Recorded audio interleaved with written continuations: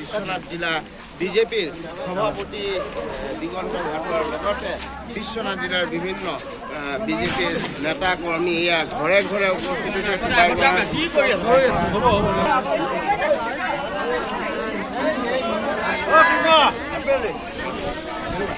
মাননীয় প্ৰধানমন্ত্ৰী নৰেন্দ্ৰ মোদী ডাঙৰীয়াক আকৌ এবাৰ ভাৰতবৰ্ষৰ প্ৰধানমন্ত্ৰী পাতিব লাগে তাৰ বাবে আমি ৰাইজৰ আশীৰ্বাদ বিচাৰিম। এবাৰ দেখিবলৈ পোৱা গৈছে ব্যক্তিত্বৰ ৰূপত বিজেপিয়ে প্ৰচাৰ চলাইছে, বুথ লেভেললৈ গৈছে। এইটো আগতো আছিলে, এইবাৰ আমি তেনেকুৱা হুলস্থুল কৰি আমি মিটিং নাপাতোঁ। মাত্ৰ অহা ৭ এপ্ৰিল তাৰিখে আমাৰ সন্মানীয় মুখ্যমন্ত্ৰী মহোদয় বিশ্বনাথ চাৰিআলি সাধাৰণ খেলপথাৰত এটা ৰাজহুৱা সভাত তেওঁ বক্তব্য ৰাখিব, নিৰ্বাচনী সভা অনুষ্ঠিত কৰিব। বাকী প্ৰতিটো বুথ ২১৮টা বুথৰ সকলো কাৰ্যকৰ্তা ঘৰে ঘৰে গৈ আমি ৰাইজৰ ওচৰৰে আশীৰ্বাদ পাওঁ। পূৰ্বতে দেখা যায় ষ্টাৰ কেম্পেইনাৰ আহে, কিন্তু এইবাৰ পদ্ধতি কেম্পেইনাৰ আহিছিলে, এইবাৰ কোনো ষ্টাৰ কেম্পেইনাৰ, আমাৰ ষ্টাৰ কেম্পেইনাৰ এজনেই মাননীয় মুখ্যমন্ত্ৰী মহোদয় আৰু আমাৰ যিজন সাংসদ প্ৰাৰ্থী থাকিব।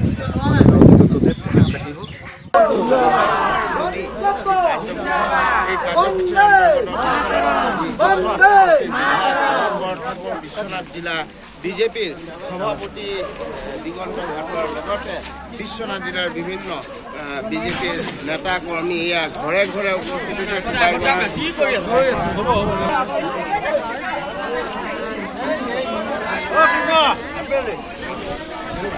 মাননীয় প্ৰধানমন্ত্ৰী নৰেন্দ্ৰ মোদী ডাঙৰীয়াক আকৌ এবাৰ ভাৰতবৰ্ষৰ প্ৰধানমন্ত্ৰী পাতিব লাগে তাৰ বাবে আমি ৰাইজৰ আশীৰ্বাদ বিচাৰিম। এবাৰ দেখিবলৈ পোৱা গৈছে ব্যক্তিত্বৰ ৰূপত বিজেপিয়ে প্ৰচাৰ চলাইছে, বুথ লেভেললৈ গৈছে। এইটো আগতো আছিলে, এইবাৰ আমি তেনেকুৱা হুলস্থুল কৰি আমি মিটিং নাপাতোঁ। মাত্ৰ অহা ৭ এপ্ৰিল তাৰিখে আমাৰ সন্মানীয় মুখ্যমন্ত্ৰী মহোদয় বিশ্বনাথ চাৰিআলি সাধাৰণ খেলপথাৰত এটা ৰাজহুৱা সভাত তেওঁ বক্তব্য ৰাখিব, নিৰ্বাচনী সভা অনুষ্ঠিত কৰিব।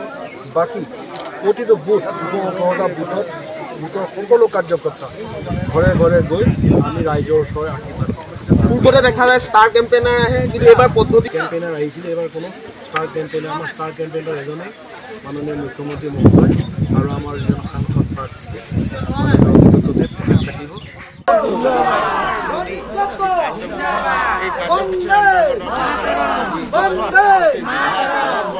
বিশ্বনাথ জিলা বিজেপিৰ সভাপতি দিগন্ত ঘাটৰ লগতে বিশ্বনাথ জিলাৰ বিভিন্ন বিজেপিৰ নেতা কৰ্মী এয়া ঘৰে ঘৰে উপস্থিত